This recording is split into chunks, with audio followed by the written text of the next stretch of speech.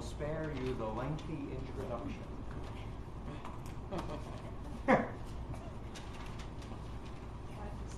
5 to 7 for fishing. Fishing. Are there any? Are you a fisherman? If you're a fisherman, raise your hand. I used to be when I was little. Okay. Well, to me, fishing has always meant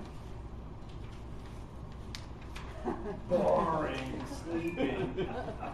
You throw the hook in and you wait until a fish bites, maybe sometime hours later. By the way, this salmon has no red dye, but has one hell of a headache.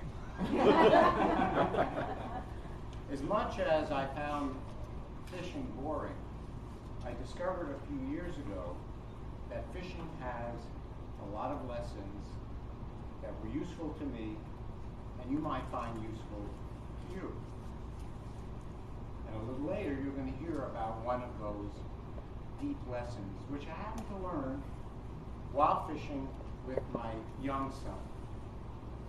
Not the older version that had the full sleeve tattoo, but his young version. So when Stefan was about 5 or 6, I liked to go fishing with him at a lake near a summer home we had because it was, you know, a bonding experience, the kind of thing where I would talk to Stefan about finding worms that we were going to use for bait and how we were going to cast the hook out into the water and wait for the fish. And during that time we would talk. And we did this many, many times. It was a nice experience. One time I was with Stefan, after we had done the fishing outing quite a number of times.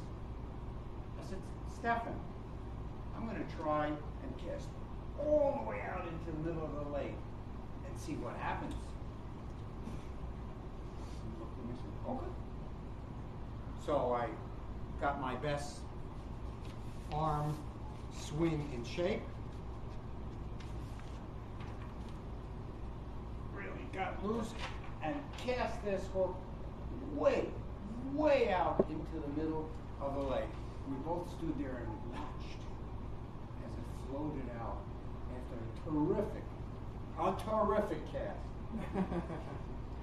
And as soon as that hook hit the water, to our amazement, there was a fish, a large fish, jumped, grabbed that hook right away, and I reeled in the biggest fish I had ever caught. He looked at Stefan, he looked at me, and then he said something profound in only the way a kid could say it. Dad, you see, you have to fish where the fish are. And I found out that real fishermen, like probably you guys, know that. They actually go out in the middle of the lakes on rowboats with sonar. Sonar is like underwater radar. And they search for the schools of fish. And they fish where the fish are. Now you might be thinking that's not so profound. Fish where the fish are. Well, of course. And you know, at first thought, it really isn't that deep because you all use similar logic when, say, you ski where the mountains are. You read where the light is.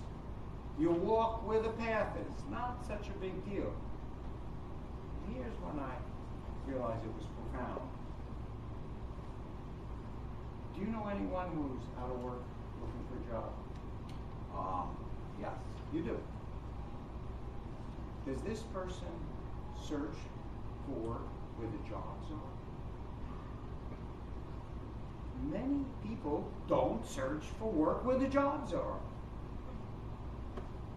Well, here's the two examples I really love. Do you know any men who complain that they can't meet women? Any of you know a guy like that? You do. And then they go to a sports bar and sit in front of the screen and watch sports all day.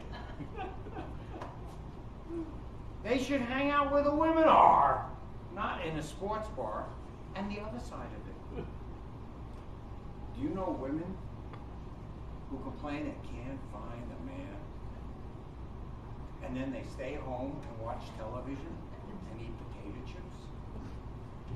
chips? They should socialize where the men are. Sports bars, I mean, it would be obvious, right? That's where the fish are. Fish where the fish are. So this lesson that you might find useful too from fishing is deep. Because if you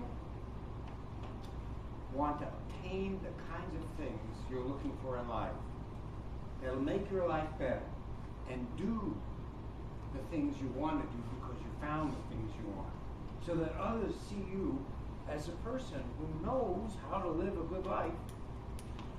It's very simple. Fish where the fish are.